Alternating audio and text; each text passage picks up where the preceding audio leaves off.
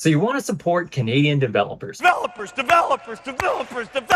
Or maybe you just care about data sovereignty and privacy on your computer. Or maybe you're just a nerd who likes hearing about cool apps. Developers.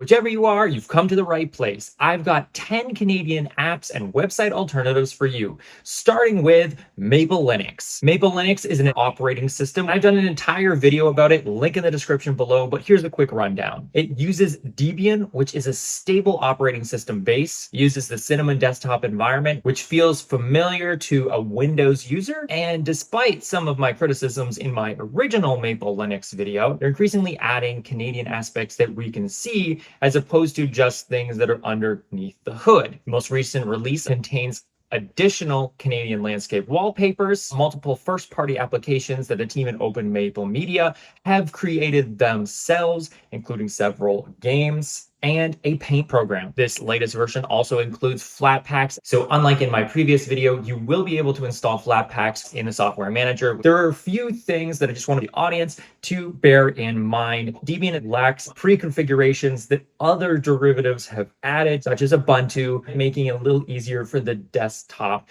user, having more drivers and things pre-packaged into the operating system. But that may be coming in future editions. Speaking of future editions, I've been in talks with them about including some wallpapers of photos that I have taken of landscapes around the country. There's no promises yet that they're going to be in a future distribution, but be on the lookout for that potentially. I'll keep you updated on the channel, so subscribe. If you are interested in getting original Canadian landscape wallpapers for your system, Maple Linux or otherwise, there will be a link in the description below for where you can get my wallpapers. Number 2, Shift Browser. It replaces browsers like Google Chrome, Firefox, whatever else you might be using. It's headquartered in BC's capital city, Victoria. It's modular. You can put the layout in any way that you like. Also, being Chromium based, it means that if you're coming from Chrome, all of your plugins should work. What I don't like, no Linux support. You can't use this on Maple Linux. And this is probably the biggest mark against it for me because I found this very weird for a privacy-focused browser, but it requires you to import your Safari data on Mac when you install it, and it just automatically ported my Firefox data on Windows without even asking me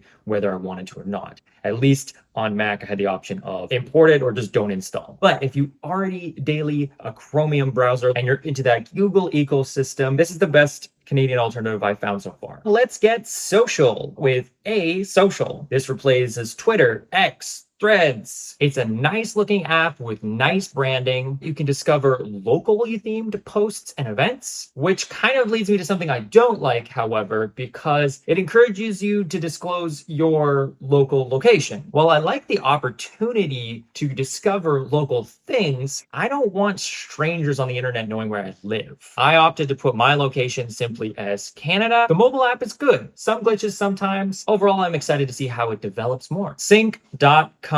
It replaces Dropbox, OneDrive, iCloud. Your data is stored on Canadian servers when you use Sync. It's simple to use, it looks nice, and it has automatic photo backup for your phone. Unfortunately, the Mac app is something I found lacking. There is also no Linux support, so you're not going to be using this on Maple Linux or any other distro. If your personal ecosystem doesn't involve the Mac, but just involves iOS even, Windows, Android, it's a great experience and a company that I'd be happy to support as a Canadian alternative. Speaking of Support Canadian, let's talk about Support Canadian, a browser extension that helps you by identifying on the page which products are Canadian and which are not, and in some cases, suggesting to you Canadian alternatives to whatever you may be viewing in your browser. Something I was really happy to see is that there's not just a Chrome extension, there is a Firefox extension. Only criticism is that sometimes it does give false flags. For example, when searching some of the Canadian iOS apps for this video on the Apple Store in the browser, it suggested shopping at Canadian computers. I don't know if it saw Apple and thought I was trying to buy a Mac or something and wanted to suggest a Canadian computer store.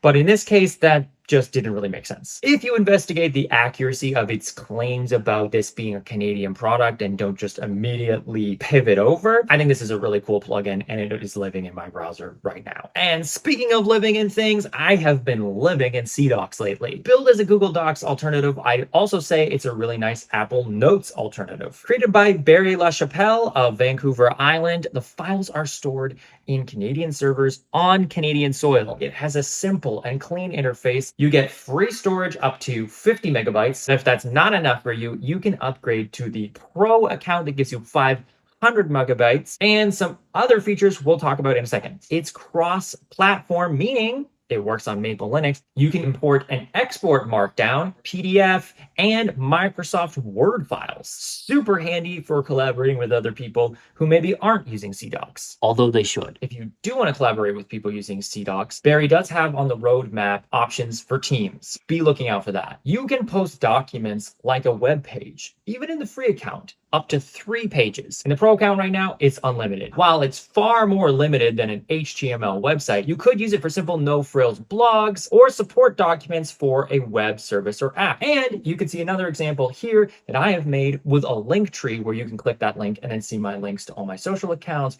website, YouTube, etc. I will be using it personally, and I recommend you do it too. And let's not forget to have some fun with The Art of Reflection, a game available on Steam by developer Hydrosa, and you can check out a demo for free. It reminded me a bit of a puzzle game that I've been playing called Hourglass, which I have been told is vaguely similar to something like Portal. It's this interesting kind of mechanic where you have to use mirrors and traveling through mirrors and reflections to be able to get to certain locations. My only criticism is I would have liked maybe a little bit of more of a tutorial or instruction on how to play the game, but I did start to pick it up relatively quickly. I also got stuck relatively quickly, but that's part of the challenge and the fun of a puzzle game, right? Figuring out how to solve the puzzle. Check out the demo of the game in the link below to see if the game is for you. Timey! What does this replace? It replaces the insane existential dread you feel when you realize you can't do the basic math needed to calculate the differences in time zones. It has a super simple but highly visual interface where you can put this dial clock and you can see different flags for the different time zones. You can do a 3-letter shorthand for that, maybe the first 3 letters of a friend or colleague's name. In the Pro version, you can add your own photos instead of flags, such as the face of a loved one, for super handy quick reference. It also includes calendar integrations in the Pro version for Outlook, Google, and Apple for fast and convenient meeting scheduling with remote clients, employees, colleagues, or loved ones. And the Pro version includes widgets. I honestly have no complaints. However, I have not been able to confirm yet whether or not this is available on Android. When I did search for it on the Play Store, I did come up with other apps also named Timey, which had nothing to do with it. But I will leave links to this and all the other apps in the description below so you can make sure you get the right one. And speaking of lists of apps and things like that, let's talk about Dynalist. It replaces Microsoft To Do, Todoist, Apple Reminders, etc. Dynalist headquarters are in Toronto, and it was founded by University of Waterloo graduates. So I'm in Costco and I'm using Dynalist as my shopping list. My wife just sends me her whole shopping list as like this one continuous blob of a text message. And I copy and paste it into Dynalist. It formats it into bullet points already. And I don't even need to make them checkboxes to be able to check them off. This is actually really good. And yes, I was unironically buying maple syrup, not just as a bit for the video. It's also cross-platform, so you can run it on Maple. Sometimes the app doesn't sync correctly between devices. Consequently, sometimes things that I have checked off on mobile will show up on the desktop as unchecked, but then after the desktop syncs, the mobile one will sync with that, re-adding the items that I already removed on mobile. It's also maybe not as pretty as its more advanced younger brother, Obsidian, which we'll talk about now. Obsidian is billed as a powerful second brain to store all your notes or even do traditional writing. I've been writing a historical novel in there, which you can read on my Buy Me a Coffee page. It's a great alternative to Notion or OneNote. It has free and paid options where you can self-host on your device, or if you want to synchronize with their servers across your devices, you can do the paid version. It can be as simple or as advanced as you want, and it works well on all platforms, so you can run it on Maple.